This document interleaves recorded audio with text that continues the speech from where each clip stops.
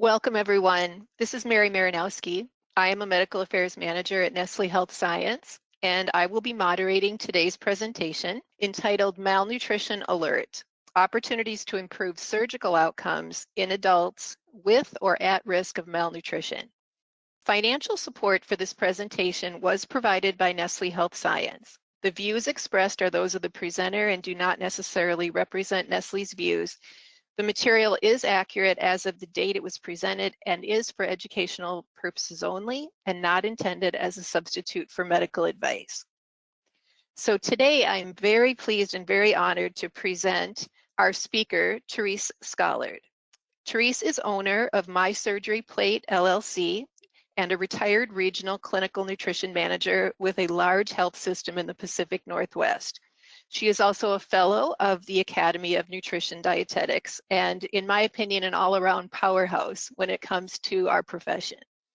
Therese's focus on adult disease-related malnutrition and sarcopenia, surgical nutrition and optimization and recovery, using nutrition informatics to reduce malnutrition, malnutrition documentation, nutrition-focused physical examination, and education for hand grip strength. Therese has served on the malnutrition work group that created the 2012 Academy and Aspen Consensus Characteristics of Adult Malnutrition. She is a member of Aspen's Malnutrition Committee, and she is a commissioner with the Commission on Dietetic Registration. Further, she is a recipient of the 2020 Excellence in Practice Award Management by the Academy of Nutrition and Dietetics. She did her undergraduate at Eastern Washington University in Washington State, her internship in dietetics at St. Mary's Hospital and Mayo Clinic in Rochester, Minnesota, and her MBA at City University of Seattle. So welcome, Therese. I'm very delighted to have you here. Thank you, Mary, and welcome everyone. And thank you for taking the time to attend this webinar today. I appreciate being able to share this information, and I appreciate Nestle for supporting this outreach and education that will hopefully help you with some ideas to build upon in your own journey. I also want to note that I collaborated with wonderful physicians, dietitians, nurses, industry partners, and administrators on these projects. So I want to recognize those who supported this work as well. These are my disclosures. And these are our learning objectives today. I will be talking about adults, especially seniors and major elective surgery in community hospital settings, which is where I worked. Since our time is limited together, I would like to draw your attention to the additional resources that Mary mentioned, including an article reprint and additional information. These information is for your further depth of knowledge and study, since we have so much to cover today. I first learned of these enhanced recovery after surgery concepts and opportunities in 2011 at the Aspen Nutrition Care Conference. And I'm sharing an overview of some EROS work from our health system, which I and others worked on various nutrition-specific topics to try to better prepare patients, access supplies, and manage nutrition care with the goal of integration into the surgery workflow. This effort is based on the concept of nutrition optimization before surgery, during the acute event, and afterwards in recovery, which is a key feature of the Enhanced Recovery After Surgery program. My hope is that you can find some useful learning or build upon these ideas to work on optimizing nutrition for your own health systems if you haven't started already. EROS nutrition principles offer some truly significant opportunities that I believe will help surgical outcomes and in which our teams need to play a very strong role. There are a lot of surgeries in the US and around the world. In fact, it is expected that surgeries will grow from 129 million in 2018 to 244 million in 2023. And there is a number of links on this slide where you can get into more detail on that. It is pretty significant. This quote, "Suboptimal nutrition status is a strong independent predictor of poor postoperative outcomes," is from the American Society of Enhanced Recovery. And they have a perioperative quality initiative. They created a consensus statement with 12 key points for pre-op nutrition and 8 points for post-op. There is recognition that malnourished patients have worse outcomes. So this group has taken a strong stance with this area of EROS, and I would encourage you also to read this. Some examples of malnutrition in the surgical specialties are right here: esophagastric 20 to 26%, colorectal 20 to 27%, and even orthopedic surgery is 15%. And when you apply that, even with orthopedics, to the volume, that is a lot of patients. Now, this is an excerpt from a diagram from the American Society of Enhanced Recovery on surgical malnutrition. And it's pretty stark, and I doubt the quality of care we all want. For example, their work has shown that only 1 in 5 have had a formal nutrition screening process, that 3 out of 4 surgeons agree that nutrition will reduce complications, and the cost savings can be significant. So I wanted to give you that background for context, and now I'll go more into some detail on clinical malnutrition and update you on some significant developments in the last 10 years. This is the definition by Aspen: an acute of malnutrition, an acute, subacute, or chronic state of nutrition in which a combination of varying degrees of overnutrition or undernutrition, with or without inflammatory activity, have led to a change in body composition and diminished function. They are starvation or semi-starvation related, chronic disease related, and acute disease or injury related. This framework is based on the etiology of adult malnutrition and is the modern foundational information that was used for the 2012 Academy Aspen Consensus that recognizes disease-related protein-calorie malnutrition. There is a link to the articles and a chart in your handout that shows more detail for both severe and moderate forms and the various cut points. So what we have is case finding here at the top with the nutrition risk screen. Then the question, is there an inflammatory disease process present or not? And if the answer is no, that is a starvation-related malnutrition. Often an example is chronic starvation, is anorexia nervosa. And then, or if the answer is yes, then there's an inflammatory process. Is it chronic or is it acute? And so there are these 3 types of the disease-related malnutrition. And the semi-starvation, if you have not ever seen this video, I just love it. It is about 20 minutes long, and it talks about the subjects that were in the Minnesota semi-starvation experiment after or toward the end of the Second World War. And it will tell you what goes on in semi-starvation. And it's so interesting because I've seen this in patients, and I just think everybody should see that to understand that. And then the acute disease-related and the chronic disease-related, you can see some examples there. And I would like to say that with the acute disease-related, over the years, there's been people that really didn't think that existed. But with the COVID pandemic, I think we have seen that really strongly, and how the body burns up fuel from the muscle, and people get smaller on their muscle. The one case, if you saw that on Facebook, there was a nurse who took a pre and a post picture of himself, and he was just a classic acute disease-related malnutrition. And what I found in our setting was that we found most was the chronic disease-related malnutrition. And a lot of times with these people, you could see a major surgery in their background at some point, and they were just dragging on, and it's very hard to see. And I think that was the most volume we had in our particular setting.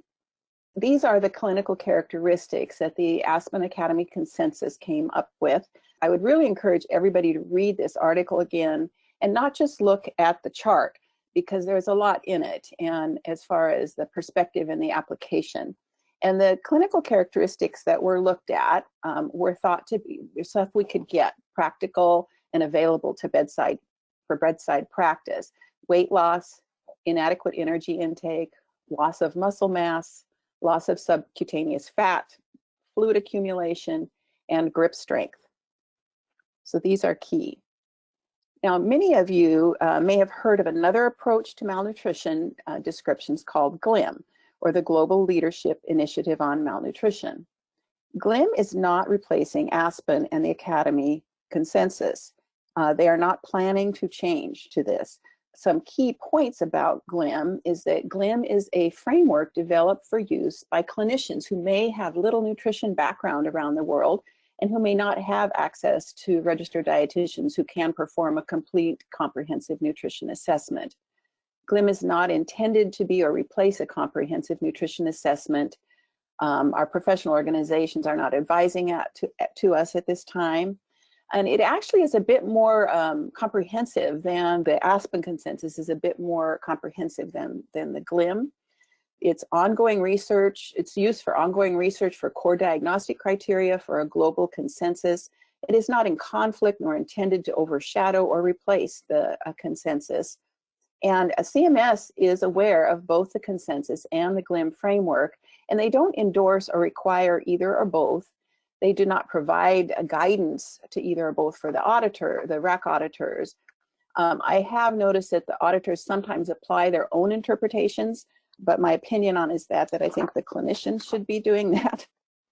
There is value in GLIM because of the global setting of it. We need to have the ability to respect regional criteria and preferences, but all understand that something is malnutrition so that we can compare it for research and respect historic practices. So I think there's a lot of good reasons for it, but I wanted to point that out because it has seemed to be a bit confusing for people. So this is a bit of background about disease-related malnutrition. And I now want to share some of my patient experiences over the course of my career. Everyone speaks to a type of problem that is occurring now, and our major surgery patients, and in my mind, frankly, could have been avoided.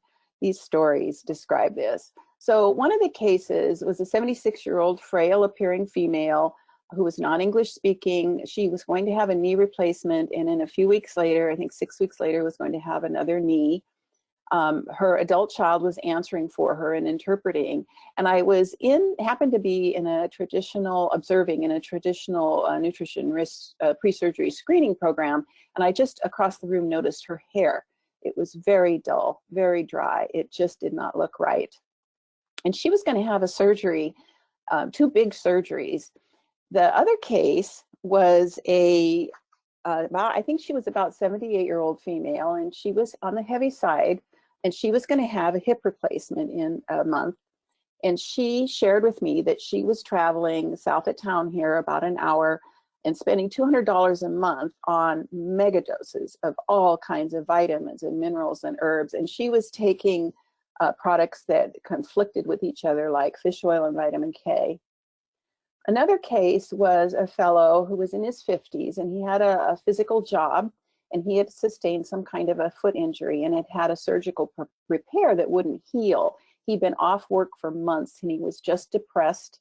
He was worried, and he was not healing. And he happened to watch a TV show about 2 in the morning that was a promotion put out by my organization to help promote nutrition for surgery. And he happened to see that and realized he had not been eating any protein to speak of to help heal his wound. And he told me he started and his wound got better. And then the last case was quite some years ago, but it was a 50-plus-year-old female who I used to work on a infectious disease unit when they had those.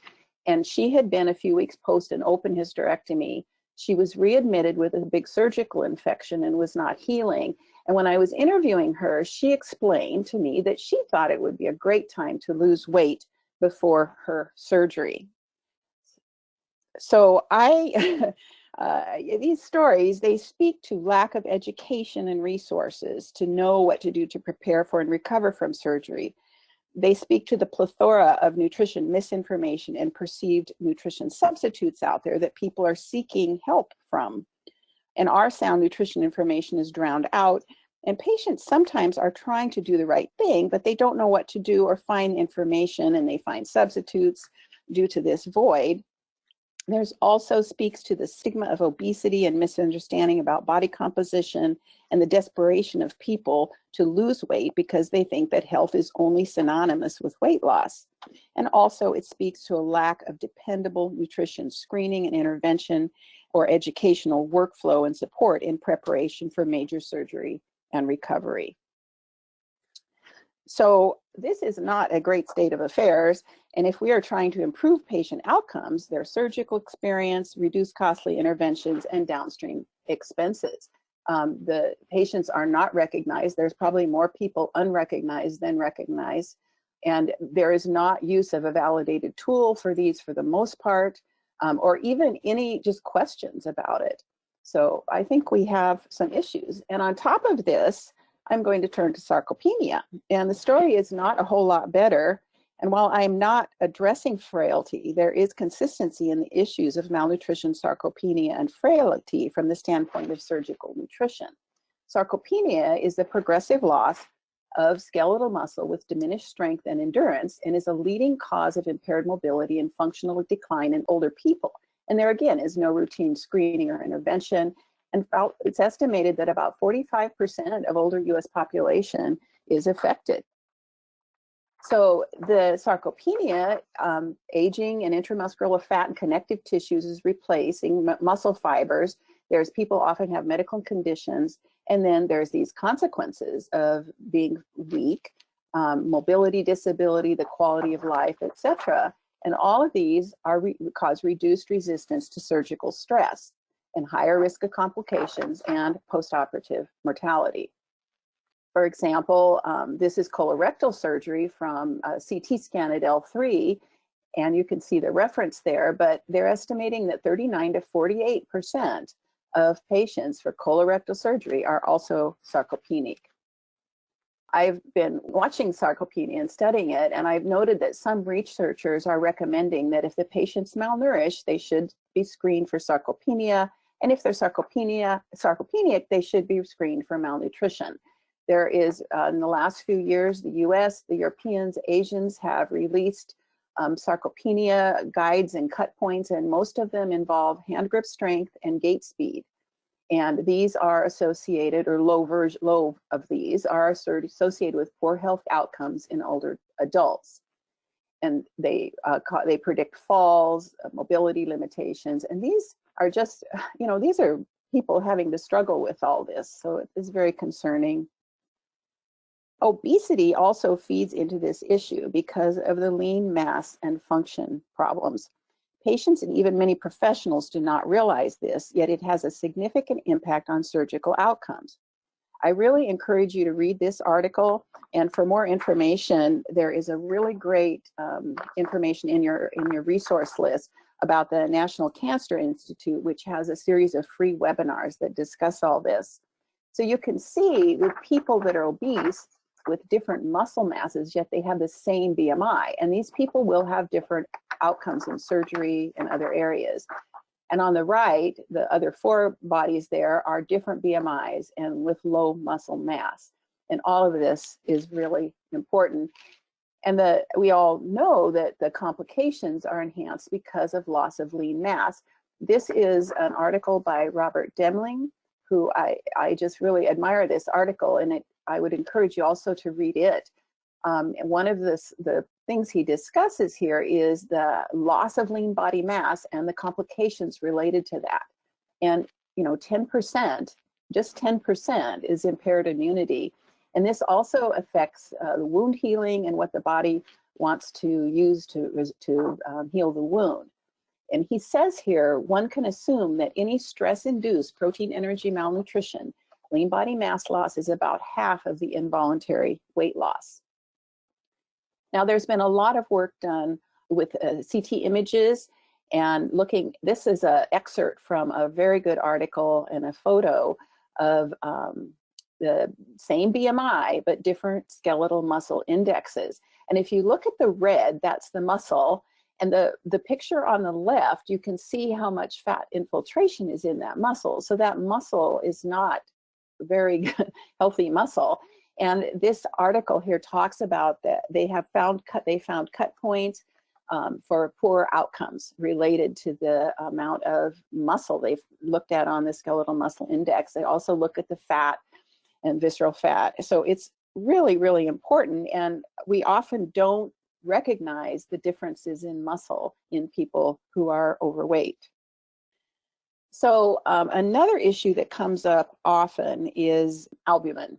And thankfully, Aspen put out just this last year a really nice position paper on the appropriate use of albumin. I have to laugh every time I say malnutrition in the surgical arena, somebody says albumin. And I think we need to all read this and also listen to these wonderful podcasts because they describe the appropriate application of albumin. And I think you will, I mean, I encourage people to even carry these articles around to share because we have a lot of communication and education to do with our colleagues. So there's a lot of commonality between protein energy malnutrition and sarcopenia. For example, case finding, there's some kinds of screens available, early intervention for optimization, monitoring in anticipation of surgery, recognizing the physiologic needs that can be impacted by nutrition, physical training, and post-op support. So let's look at an answer to this. And one of these answers is the Enhanced Recovery After Surgery Principles. And this is a program that started many, many years ago and has been, maybe you have heard of it and wondered about it. There's some wonderful, wonderful literature on it, and it's really making a difference in surgical outcomes. These are some of the key points. It is interprofessional. The point that incremental practice changes really matter. I mean, sometimes people think, well, I'm just going to do some of these and not these other ones. But what the sum of it is that all of it matters. It also has an impact for both non-malnourished and malnourished patients. It is not only for the malnourished patients. The whole point of it is to minimize the effect of the inflammatory physiologic response.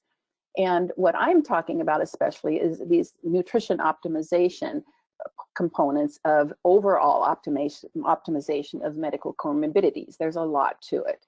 And all of this improves resilience to surgical and the perioperative stress.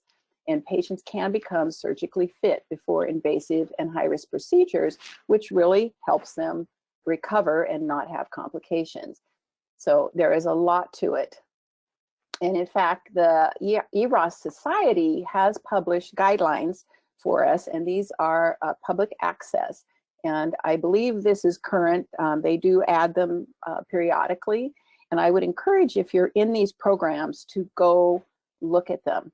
One of the key features of the EROS Society is monitoring and auditing. And there's a really good article in JAMA Surgery this month, April 2021, that discusses the importance of this. So I would encourage everybody to look at that. It is designed to mitigate the effects of this inflammatory process. And some of these are consensus and some of them are researched, but again, it's the sum of them together that's really good.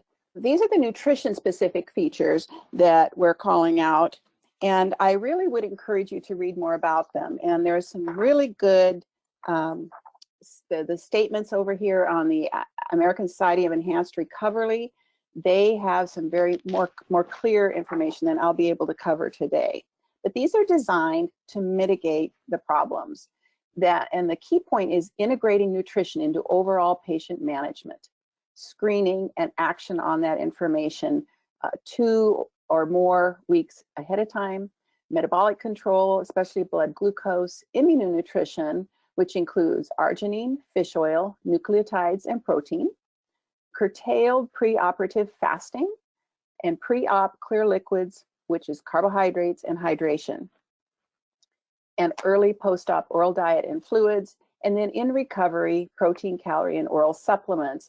Not all patients need them, but people that are malnourished will need more attention after the surgery. So this is a summary chart of that flow. So first we have this concept of nutrition optimization, which is as early as possible, or 2 to 3 weeks or more. The more time you have, the better. And then in the run-up to the surgery, which is about a week before, it's recommended to have this pre-op immunonutrition. And the dose is 2 to 3 cartons a day for 5 days before surgery. And then in the immediate run-up to the surgery, stopping solid food 6 hours ahead, and then have clear liquids, but stop them until 2 to 3 hours pre-surgery. And the clear liquids include this carb loading dose. And then have the surgery. And then post-op, it's also recommended to have the same immunonutrition for about 5 days. And what is easiest to make this work is to include this into the order sets. And then for the recovery period, which is the same focus as optimization with close monitoring of weight, intake, protein, diet quality, activity, and oral nutrition supplements for malnourished. So that's a background of all this. And I was in a situation where I really, really wanted to dig into it and learn and figure out what was going on with this and try to bring some of this into where I worked. The professional collaboration is extremely important, and communicating with medical and administrative directors and surgery directors. And I talked with physicians performing major surgeries. We have nutrition committees and surgery work groups, and wanted to find out what's the patient experience and what are the barriers and what are the opportunities to really bring this home. And I had the opportunity there, I was invited, or I invited myself sometimes, to operationalize surgical nutrition workflow in these settings. They were all very different. They're all different groups. They had all different workflows. And that was one big learning that I had, because, you know, as a dietitian, you think, well, everybody needs, you know, this screening and everything before surgery. But these work groups are all very, very different. And they had different histories and they had different issues. So one of the things that I learned was that nutrition is important in major surgery, and that nobody disagreed with me. The problem was, how do clinics know when to react, what to do, what is the effective timing, what is easy? They didn't know what to do. They didn't know about the risks or the costs. I mean, this is new to them. There was frustrations with insurance. And even the fact that, is there a dietitian available who knows about my surgery, this type of surgery can be really effective in it? And how do they help? There was a lot of people wanting technology to help with this too. So these are some of the things I learned. And that also that there was few regulations or audits to screen for malnutrition risk in general surgery. I think there was very few, and there's certainly not broad, just some types of procedures. Part of the surgical workup is per surgeon and per the specialty clinical practice. So it depended on what the surgeon felt about what they were doing and how important it was. And I came across surgeons that were paying a lot of attention to it, and some of them that weren't. And so the nutrition knowledge in most medical offices is dependent on the clinician's experience, education, and practice guidelines. They didn't have access to resources. They didn't have cultural or literacy appropriate information. And again, there was a lot of issues with insurance as usual. So the discoveries that I had were that we needed to create some kind of organizational infrastructure for nutrition optimization. Care handoffs needed to be coordinated, transitions, there needed to be built-in alerts. Clinicians were unsure how and when to intervene, how to start and sustain activities within the surgical programs, because it needs to be hardwired. We had to also figure out how to engage surgery patients. And then there's opportunities to integrate the ICD codes for malnutrition into decision support data. So many hospitals are tracking this, and there is a lot of opportunity to start incorporating that. And we were able to do that in a colon rectal group, and it was exactly, you know, what you thought you would think would happen. The potential for information systems and building EHR and decision support systems to accomplish consistent, successful outcome measures is great. It takes a lot of work.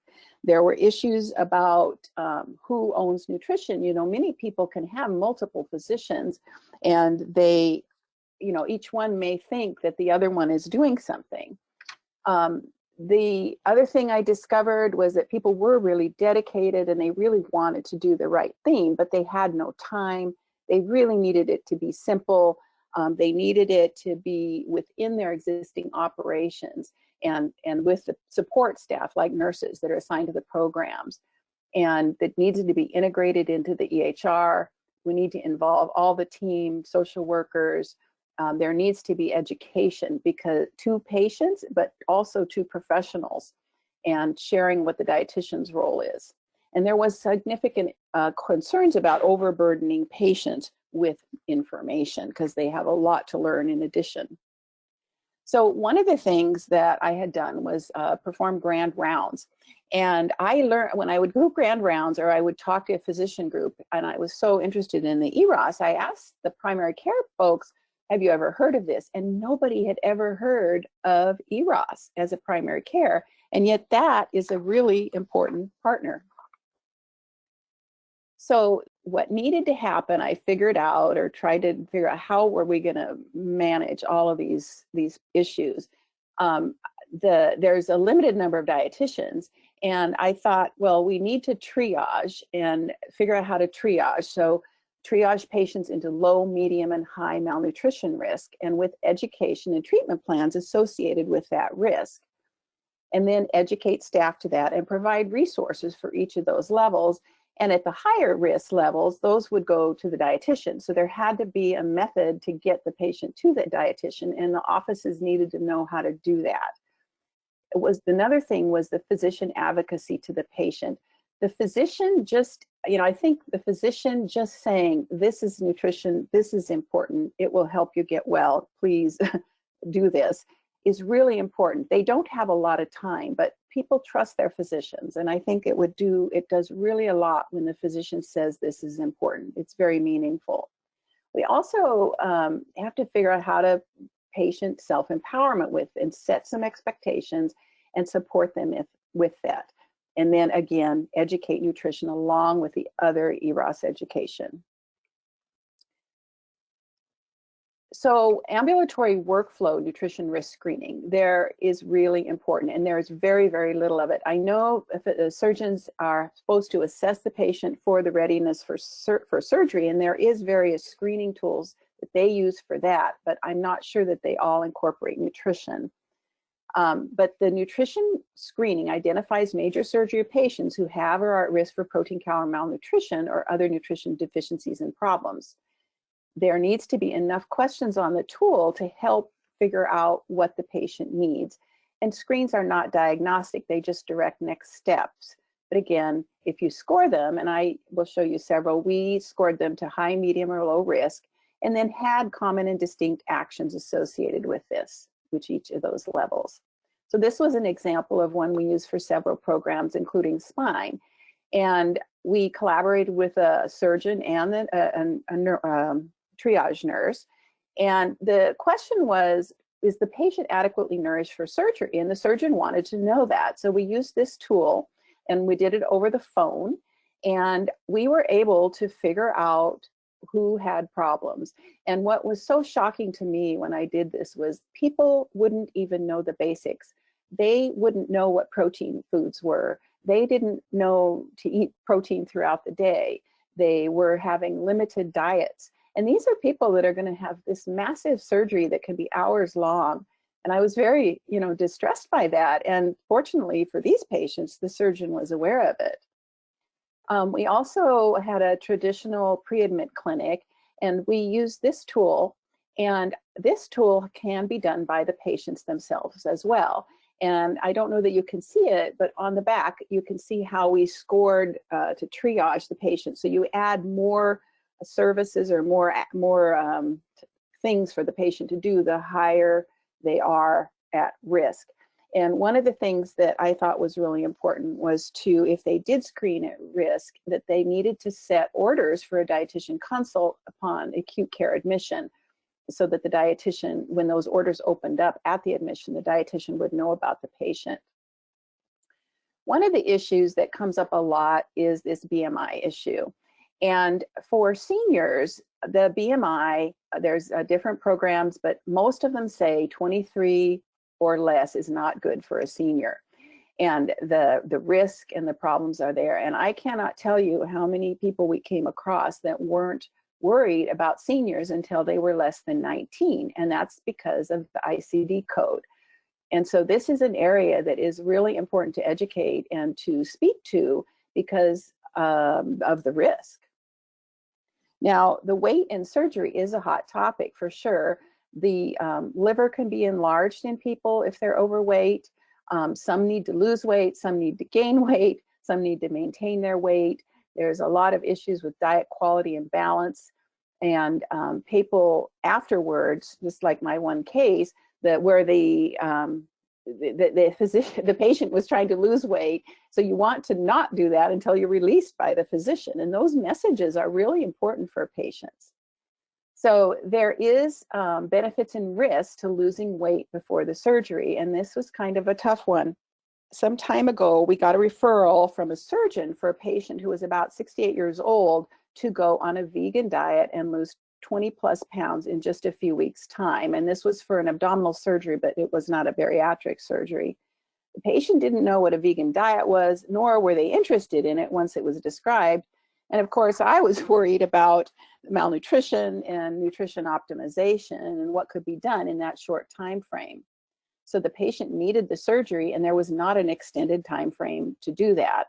So, you know, I kind of wish they'd been referred sooner, but I had talked to the surgeons, and they did need to do this. And so there are some programs out there that can cause a reasonably safe, short-term, rapid weight loss.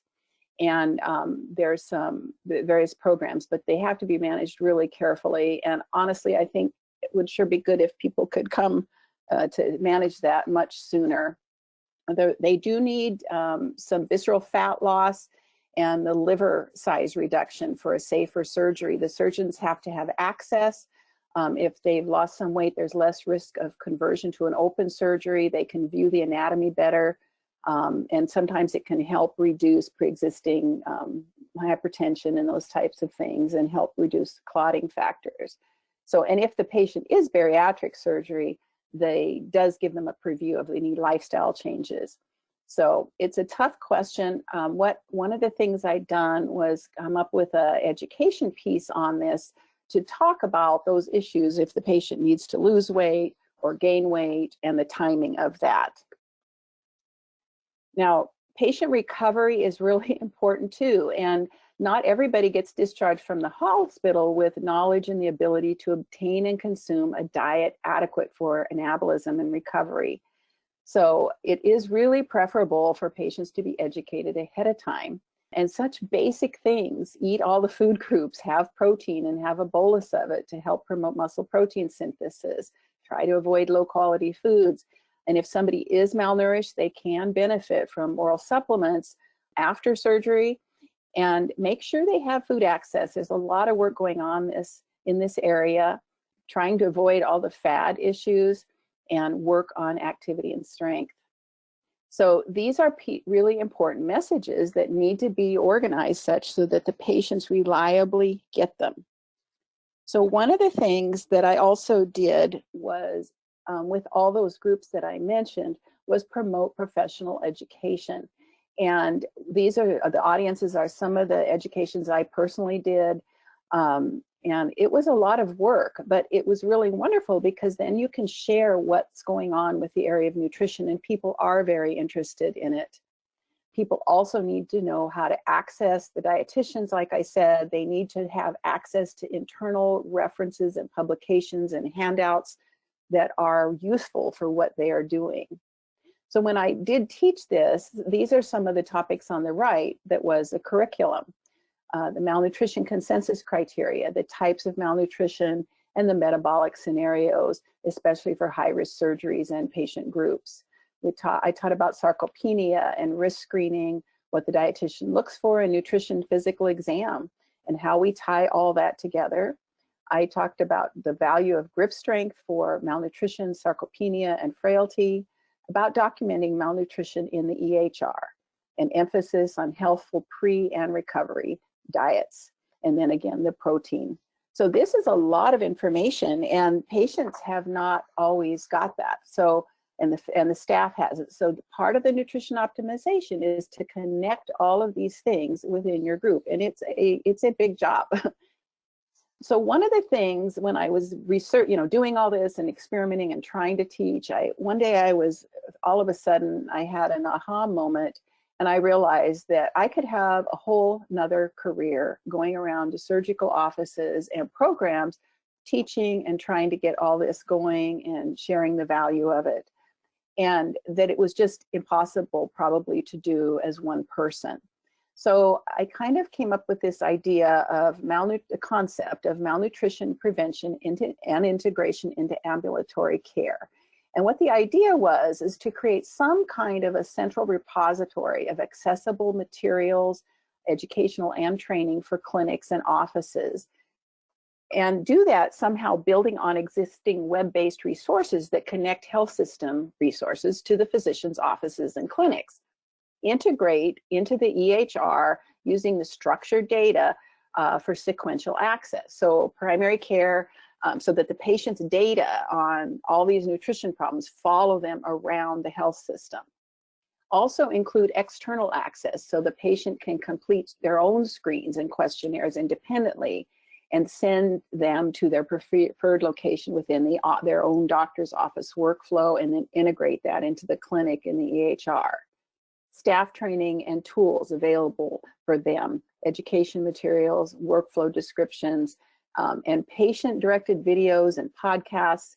And it's so much that it's probably only sensible to start with one program or one clinic to get this workflow going. And also that there's a significant opportunity for messaging via technology. Some of the things we did in this area, I mean, this was kind of an aha thing, that it needs to go big, and it needs administrative support and surgical program support. And I think that it's just so much otherwise that one person doing it isn't going to be able necessarily to get the reliability and consistent flow downstream for all of these activities. Some of the things that are really useful when you're trying to organize your organization around this is to have messaging go out to the medical staff, to nursing, create common education materials for patients that focus on key points about recovery and healing and preparation for surgery.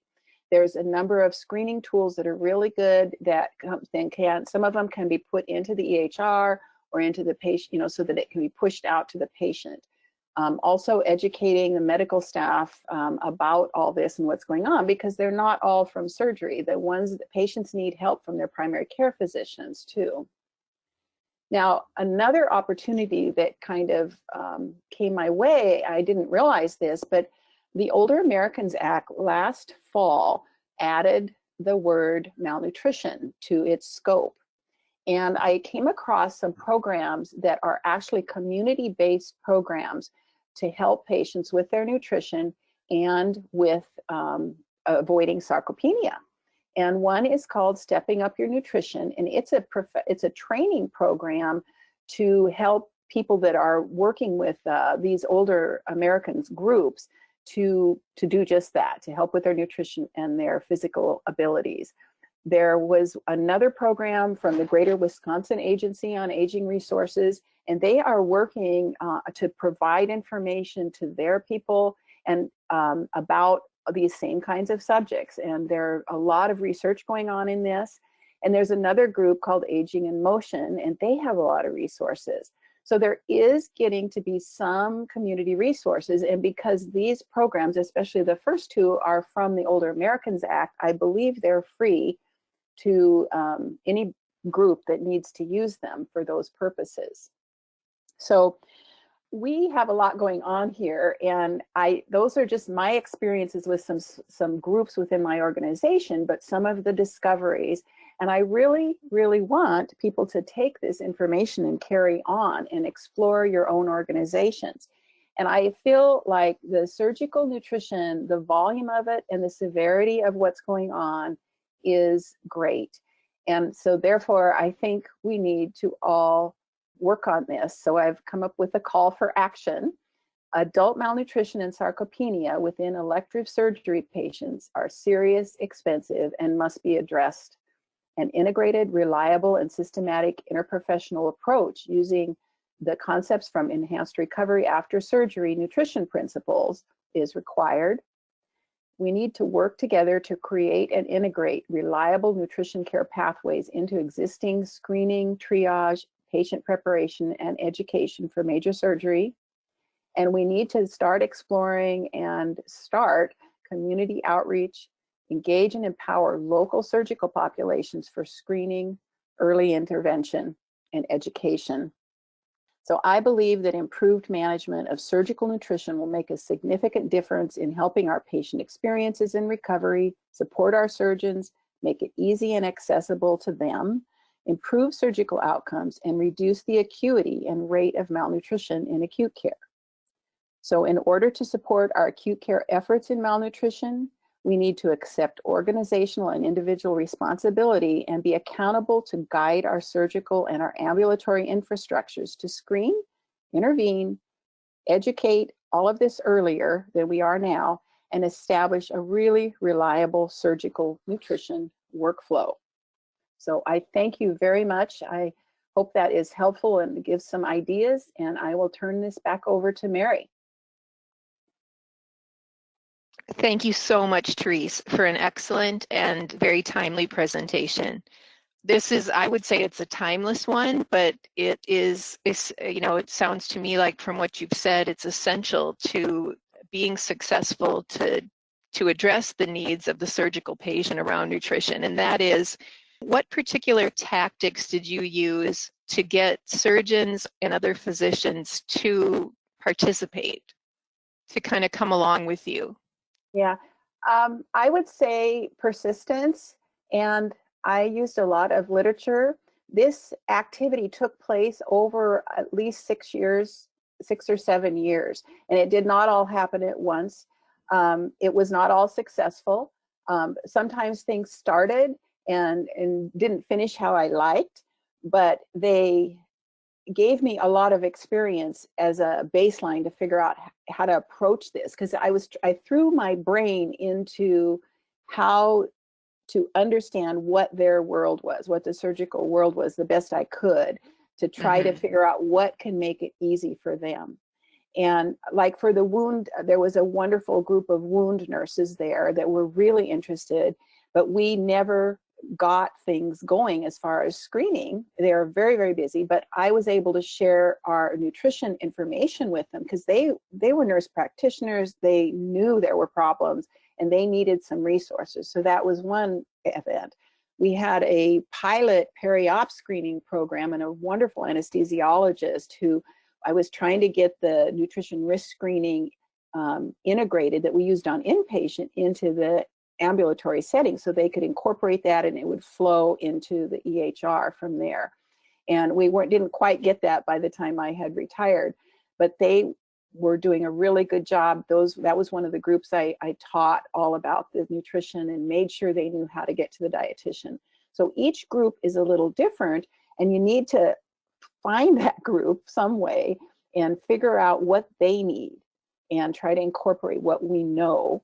And they're interested, they're just really busy. And that was why I felt like there needs to be some kind of organizational infrastructure that uses computer information systems and pushes things out to patients, or as the doctor. So because the patient likes their own doctor to be their caregiver. So if the doctor's office is affiliated with a large health system, well, that doctor's office, maybe on their webpage and in their infrastructure, they can put some of this information so that the patient feels that it's coming from, my own doctor. I think that's really meaningful. And if the doctor said, you're going to have this, nutrition's important, patients often would respond. But right now, there's just so little out there, Thank you for that. All right, I will take this next question. And this is one that's come in just now. In relationship to the surgical lines within the health system that you worked and the incorporation of the EROS protocols, how did you measure outcomes? Yes, that's a really good, and that's a really important step. The only group that was that far along was colorectal, and I was involved in that. And over the course of time, what happened, they had created decision support. There was some decisions, I think it's called decision support software, and they had their surgical outcomes built in, and they had this amazing graph and charts, and they could, parse out the facilities and all this. And one of the things that they so wonderfully built in was the malnutrition coding. And so when they build that into that, they could parse out which patients were malnourished and what their outcomes were. So they had like things like length of stay and infections and things like that. And you could clearly see the malnourished patients were always there longer, they were sicker, and it just showed up. And they had just built in the codes into their, however they extracted that from the EHR. And actually in the resource list, I have a list of codes that could be used for that. So I think all the programs need to do this. I mean, we know, I mean, when I saw it, I was thrilled, but it's like, yeah, that's exactly what the literature says will happen. But I think because it's not in those databases, people kind of forget about it. So. Okay, thank you for that. I'm going to jump quickly to the next question because we're getting quite a few coming in here. And this is one I've heard of as a barrier in the past too. And I'm going to try to summarize also. It's a dietitian, in a position of clinical management, and they're really trying to convince the administration and the Department of Surgery to have an RD in the pre-surgical clinic because of the, difference that they can make with intervening with these at-risk patients. But the RD salary, of course, is still a matter of being paid. How did you navigate that? That was a problem. I wanted that too. What I did was at the time, we had a robust outpatient nutrition program throughout the network that I was in. And what I did was I asked the outpatient dietitians to come to some of the meetings so they could see and hear what was going on with the surgeons. The surgeons are always in surgery, so it's hard to just run into them. And so they came, and I worked with our group, which was a wonderful group, to make sure they understood what was going on with surgical nutrition and malnutrition and the risks, and had the materials. Some of the materials that I showed there were for them as well as directly to the public or other doctors' offices. So I created the infrastructure for referral. I had a vision, though, that there is no reason that we couldn't be either training other groups or setting up these screening tools that would talk to the HR, that people can call, all the patients and talk to them about it, or you can teach the triage nurses. So there also has been some wonderful programs that are, what they call their sample models. One of our states had a sample model, and they did have a dietitian in the clinic. It was for colon rectal only, and it worked great. So I think it is a huge challenge, and I think that it's probably going to vary a lot between each type of program. But I knew that we had a strong outpatient program that was dealing with clinical nutrition. It wasn't just health education, it was clinical nutrition, and they could support this. So I think you have to look at your own program's strengths and weaknesses and see what you can do, and not be averse to training some other professionals like the nurse practitioners. They were wonderful nurse practitioners, and they got it. And I just needed to show what the dietitian was involved in and what we like to do and when we really needed to see these patients. And it was a wonderful professional dialogue. And so that's what I tried at that time. So I hope that helps. It's a tough one. Yeah, that does help. And actually, in the course of you answering that question, you hit upon a few others. So it was wonderful. Okay. And you know what? I just wish we had more time, but I want to be respectful of everyone's time as well, and we're getting close to the top of the hour. So thank you again, Therese, so very, very much. And people can call me. People can email me if they need to. I think this is so important, and we really need to dig in and get this fixed. I think we just need to. It's a large volume of people that this is impacting. Yes, there's just so much opportunity. So on behalf of the Nestle Nutrition Institute, we hope that you found this information useful to your practice. Enjoy the rest of your day, and please be safe.